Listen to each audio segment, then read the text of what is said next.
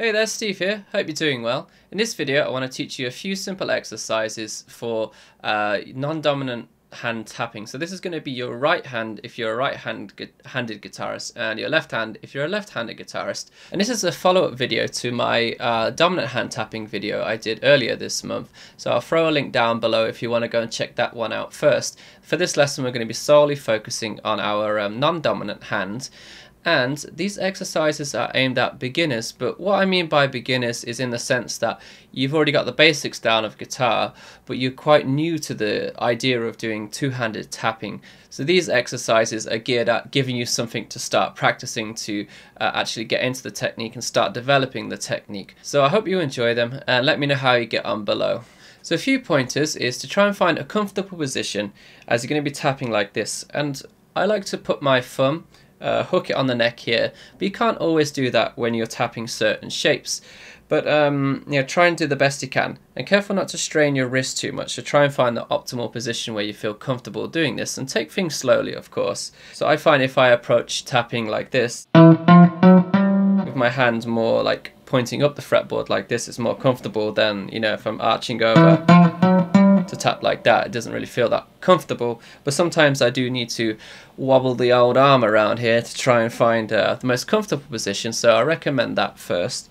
And we're going to be developing finger independence, finger strength, and dexterity with these three exercises that I'll show you now. So the first one is going to be starting on the 12th fret, and it's going to walk up chromatically here to the 15th fret. So you're going to start with your index finger, and I'll have the tabs on screen to help you out.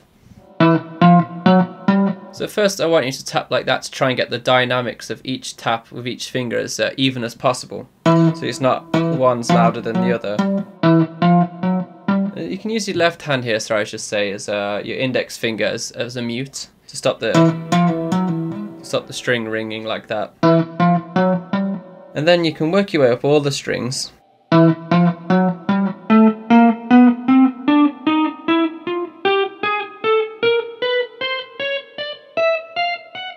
What you'll find is that your pinky is probably going to be the weakest here, and as it's joined to your ring finger here, it makes things a bit more difficult. So I'm still struggling a bit with my pinky, so I find these kind of exercises really help develop, getting each finger to the right strength that you want it. And then the second exercise is going to be, it's going to go this order instead, so it's going to go 12, then 14, then 13, and then 15. And it'll feel really odd at first, and it still feels quite odd to me because I'm still developing my technique, but just sharing kind of my journey with you at the same time as giving you some exercises. So yeah, but just stick with it. I know it feels weird, but trust me, it's been a few weeks and I've already started to feel more comfortable with it. So, and then again, work your way up the strings slowly.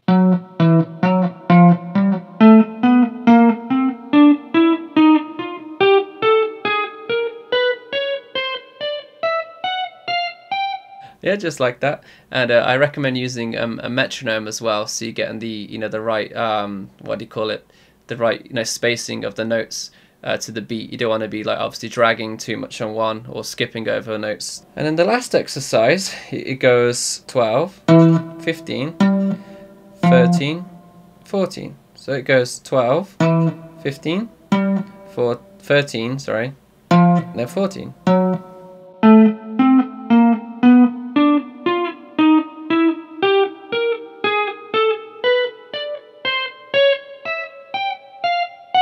So again, take that one slowly, and you'll feel like this one's good for your little finger. Feels like you're dancing on the fretboard a bit, which is quite good fun, I guess, quite amusing. But practice them slowly, and then when you feel more adept, you can start to try and play them backwards as well. So like the last video, I've included these exercises here. They get a little bit boring, a bit repetitive after a while, so what I said I like to do is I like to make my exercises a bit more musical, and then you're practicing a bit of theory at the same time, albeit a little bit, and it keeps it a bit more interesting. So what I've got is and this one's good for navigating your way across the fretboard as well when using your your right hand for tapping here. and I've got 3 different arpeggios, and I'll play each one of them for you now. So the first one's part of a C major 7 arpeggio. And this one you're going to want to pay attention to what fingers you're going to place. So if you're doing your index to your ring,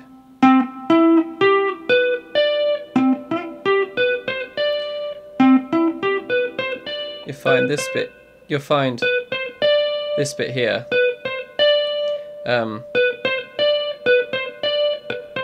It's more comfortable to play that way, but to get that fingering you need to use your pinky here, your little finger. So think about the fingering as you go across the arpeggio here. So that's the C major one, and the next one's an A minor, part of an A minor 7 arpeggio. And then the last one, so again think about the fingering, and the last one is an F major 7 arpeggio.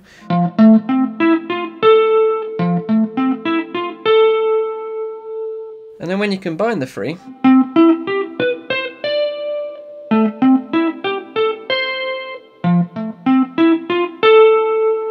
just sounds a little bit musical, right? And it gets your brain working by thinking about, jumping around and what's the proper fingering, the most comfortable fingering to go through each one of these lovely, lush arpeggios. At first, play them like I did in quite a staccato kind of fashion.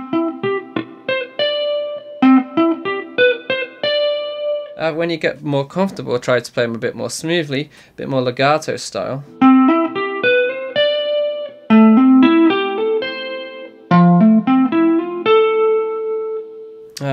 Yeah, so like that. And then the whole point of this is that, you could play this with your left hand, right?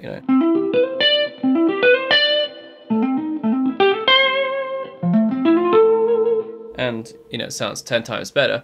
But the idea is we're going to be combining our left hand tapping and our right hand tapping, or left hand doing some chords and our right hand doing some tapping. So for really basic example, for example, if we just complement each arpeggio here with a lovely C major 7,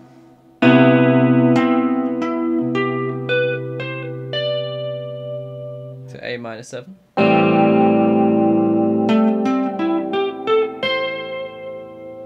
then F major 7,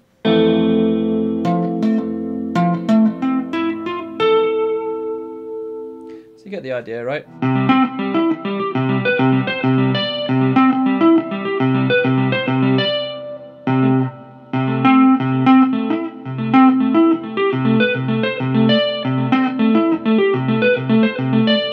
Yes, let's just start actually combining, this C major kind of shape up here and the C major shape kind of down here, right? These are some little things you can do. And I like to think of it as 12th fret onwards. Here is this hand is doing the tapping, and then back here, this hand's doing the tapping, right? So it's kind of got a separation of the fretboard that way. And so, you could do things like, if you take the notes from C, you could do that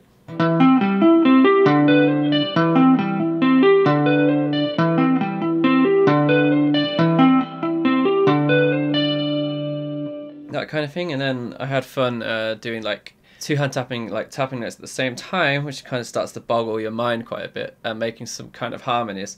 And I did this with, because it's December, I was doing Santa Claus's Coming to Town, and there was a part in it where I made the harmony for the what was it?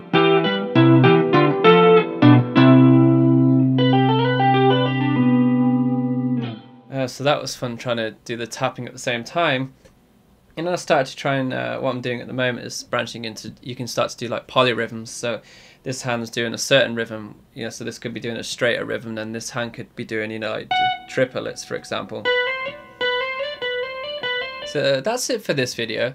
Let me know how you get on, if they're too difficult for you, or are too easy, or or you'd like to see more, or some different kind of exercises, then please let me know. And all the tabs that you did see in this video you'll find over on my lovely website, so there'll be a link for that down below. And if you're looking to support me, I have a few ways. I'm very grateful for any support that any of you can give me. So I have a Patreon page, and if you're feeling like it, you can support me over on there as little as $1 a month, and you can take your money back before the end of the month. And also you get it's not just you get nothing in return. I give you like early access to videos, and there's a few other tiers on there as well, like getting your names in the credits, and then you can get a t-shirt and stuff like that as well, which is pretty cool. But if it's going to cause you any financial stress, then please don't do that. You know, I don't want you to cause you any financial stress. It's just solely to, you know, keep me going, keep me motivated to making these videos, and, you know, for buying gear and such and such. And I do have merchandise available as well. There's a link for that in the description. And if you're in America, I believe you can see this little like lovely little merch shelf underneath, so you can go to that one if you like. If you're international shipping, if you're shipping internationally, the link, the store in the link is actually a lot cheaper for the international shipping, if you haven't checked that out already. And yeah, as always, thank you for watching, and I will be back soon with another video for you. So I'll see you then. Have a good, enjoy the rest of your weekend. Yeah, it's Sunday, right? Okay, see ya. Bye bye.